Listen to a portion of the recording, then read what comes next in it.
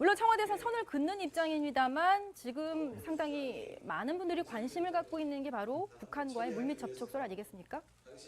네, 그렇죠. 북한이 특히 핵무기를 고도화했다라고 정치적으로 선언한 이후에 예. 이제 더 이상의 카드가 없기 때문에 이것에 몸값을 올린 것을 기반으로 해서 북미 대화라든가 남북 대화를 나갈 것이 아닌가. 특히 중국의 시진핑 2기 체제가 안정을 갖춤에 따라서 그동안 중국이 갖고 있던 중국이 한국과 미국에 대해서 일정한 거리두기를 통해서 내치에 이용했다고 한다면 이제는 2기 체제가 안정화됐기 때문에 보다 더 적극적으로 북한을 미국과 한국의 대화로 이끌 그런 타이밍이기 때문에 특히 평창 동계올림픽을 앞두고 전격적으로 북한이 평창 올림픽에 참여하는 것 아니냐라는 얘기가 나오는 것처럼 아마 그런 의미에서 북미 대화와 함께 남북 대화도 이제 시작해야 될 시점이 아닌가라는 생각 때문에 저런 북한 비밀 접촉설이 나오는데 그도 그럴 것이 아시다시피 2009년도 10월에 임태희 비서실장이 싱가포르에서 그 당시 김양건 북한 통일전선부 부장을 만나서 남북 정상회담을 얘기한 적이 있습니다. 그런 것 때문에 아마도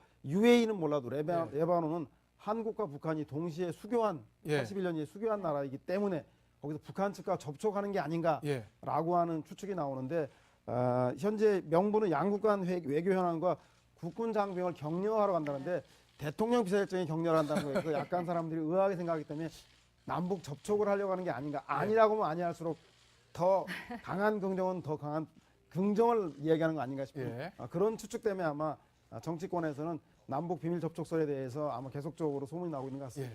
추미애 대표냐 아니면 임종석 실장이냐 차기 시장 후보를 놓고서 어떤 평가를 받을 수 있을까요? 잘 아시겠지만 서울 특별 시민들 입맛이 대단히 까다롭습니다. 그래서 추미애 여당의 대표라고 할지라도 일반 여론조사에서 지지율이 높지 않을 경우에는 경선 과정에서 당원 50%, 서울 시민 여론조사 50%이기 때문에 후보가 되기 상당히 쉽지 않은 상황입니다. 따라서 추미애 대표가 현재 여론조사상에서 그렇게 높지 않은 지지율을 보이고 있기 때문에 아무리 권리당원에서 지지율이 높더라도 만만치 않은 게임이 될 거라는 생각이 들고요.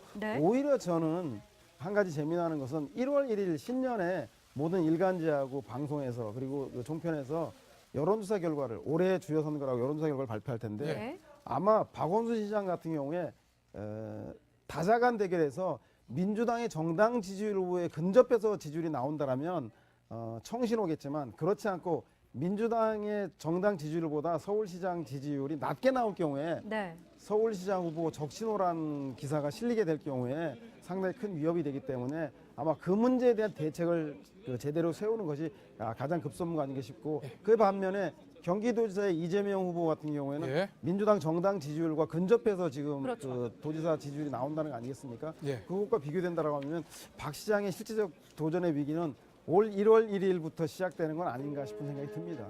보수가 결집하려면 북한 리스크 문제가 하나의 큰 변수가 되는데 제가 볼 때는 이미 북한이 핵무기 고도화했기 때문에 더 이상의 북한이 한반도의 위기들을 가정할 만한 변수들이 상당히 있겠는가. 평창올림픽을 전후로 해서 전 세계 90여 개 국가에 5만 명이 참여하는 세계인의 축제인데 북한이 도발할 우려가 있겠는가 봐서 저는 오히려 북한 리스크가 잠복하고 해소될 가능성이 매우 높다는 거하고 또 하나는 적폐청산과 정치보복 프레임에 붙고 있는데 사실상 국정원 특활비 문제로 청와대 일부를 넘어서서 이제 최경환 의원까지 미치는 걸로 봐서 국민들에게는 적폐청산이 정치보복으로 전혀 비치지 않고 과거 청산의 형태로 보이기 때문에 이 또한 작동하지 않을 것 같다라는 생각이 들어서 아마 내년도에 자유한국당이 문재인 정권 심판의 프레임을 들고 나오는 것들은 구도선거로는 상당히 바람직하지 못하다. 왜냐하면 북한 리스크와 적폐청산이 정치보복으로 전환되지 않을 거기 때문에 그렇다면 내년 지방선거는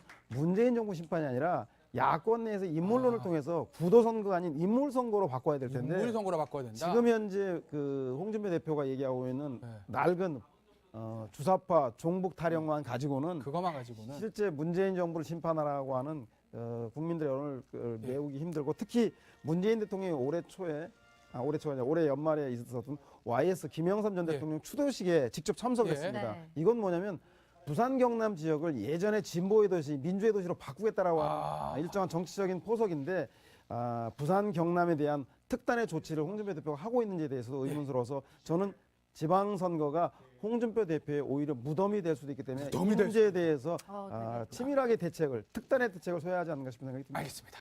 대표 의원 본인 뭐 내가 맞았으니까 그나마 다행이다 좋았다 하고 우선 넘겼는데 진짜 속마음은 뭘까요? 진짜 속마음은 잘 모르겠지만 예. 그 실제 국민의당의 분당이 가시화된 거 아닌가 싶습니다. 네. 분당이 예, 가시화됐다. 왜냐하면 지금 현재 통합행버스 운전석에 안철수 대표가 지금 운전석에 앉아 있는데 네.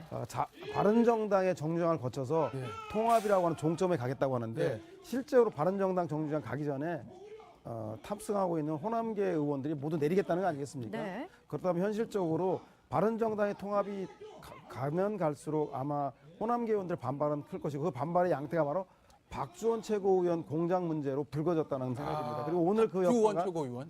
그 여파가 아마 계남 북면 사건으로 예. 나타난 건데 저것이 박지원 전 대표가 맞았던 안철수 전 대표가 맞을 뻔했던 간에 국민의당의 그 내부적으로는 상당히 심각한 결별의 수순을 밟고 있는 건 아닌가 싶은 생각이 듭니다. 네.